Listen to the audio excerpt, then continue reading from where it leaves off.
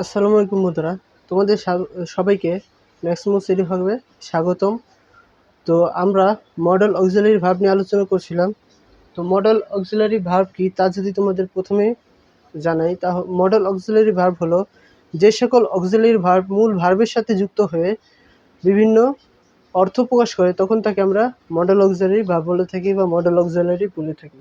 তো এর ভার্বের প্রথমে রয়েছে যে কুডের ব্যবহার, অর্থাৎ কুড হলো ক্যানের পাস্ট টেন্স। তাহলে প্রথমে আমরা দেখব যে পারমিশন বা অনুমতি বোঝাতে কিন্তু আমরা কুড ব্যবহার করি, যেমন could I use your pen বা could I be your friend, এরকম আমরা কুড ভার্বটি ব্যবহার করে থাকি।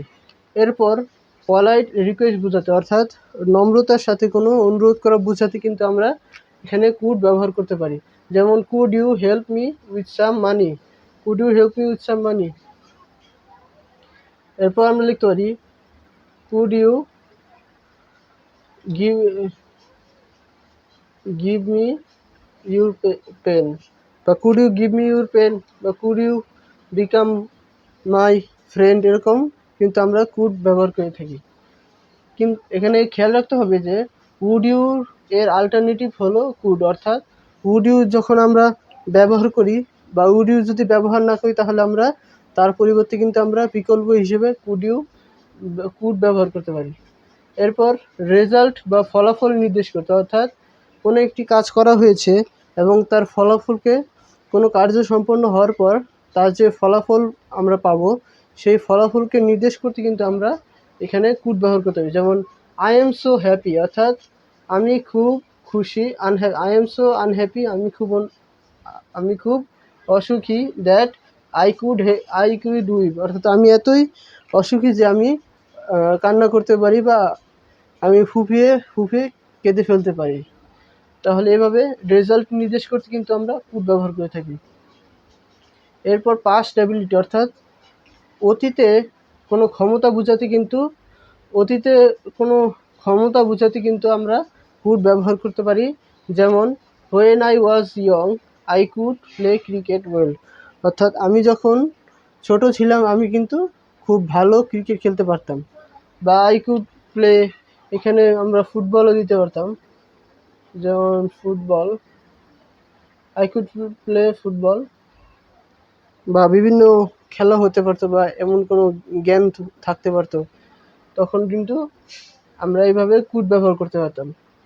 এক্ষেত্রে আমাদের খেয়াল রাখতে হবে যে অতীতে কেউ কোনো নির্দিষ্ট কাজ করতে পেরেছিল এমন যদি বোঝায়, তখন কিন্তু এই কুডটি ব্যবহৃত হয় না। কুডের পরিবর্তে ওয়াজ এবল টু বা ম্যানেজ টু ব্যবহৃত হয়, অর্থাৎ অতীতকালে নির্দিষ্ট কাজ করতে পেরেছে এমন বোঝালে কিন্তু কুড ব্যবহৃত হবে না, তার পরিবর্তে ওয়াজ বা ওয়াজ এবল টু বা ম্যানেজ টু এরকম ব্যবহৃত হবে। যেমন এখানে একটা উদাহরণ দেখি, যেখানে বলা হয়েছে যে হি ম্যানেজ টু বা he was able to cross the river, অর্থাৎ সে সেই নদীটাকে পার করতে পেরেছিল, সে অতীত কাজে সম্পূর্ণ করেছে এটা। কিন্তু নেগেটিভের ক্ষেত্রে কিন্তু কুড নট ব্যবহৃত হয়। এখানে যদি অতীতকালে কোনো কাজ সম্পূর্ণ করতে পেরেছে, সেই সেন্টেন্সটা যদি নেগেটিভ হয়, তখন কিন্তু আমরা কুড নট ব্যবহার করতে পারবো। সেক্ষেত্রে ওয়াজ এবল টু বা ম্যানেজ টু এটা না লিখলেও হবে। এক্ষেত্রে আমরা দেখি যে we could not cross the river, অর্থাৎ আমরা সেই নদীটাকে পার করতে পারিনি। সাজেশন বা প্রস্তাব বুঝাতে, অর্থাৎ কোনো কিছু সাজেশন করা হলে, প্রস্তাব করা হলে, তখন কিন্তু আমরা এখানে কুড ব্যবহার করতে পারি। যেমন you could talk to the principal about this matter. এরপর শর্ত প্রকাশের ক্ষেত্রে বর্তমানের অর্থ বোঝাতে, অর্থাৎ কোনো শর্ত যদি প্রকাশ করতে হয়, সেক্ষেত্রে বর্তমানের কোনো অর্থ যদি বোঝায়, সেক্ষেত্রে আমরা কুড ব্যবহার করব।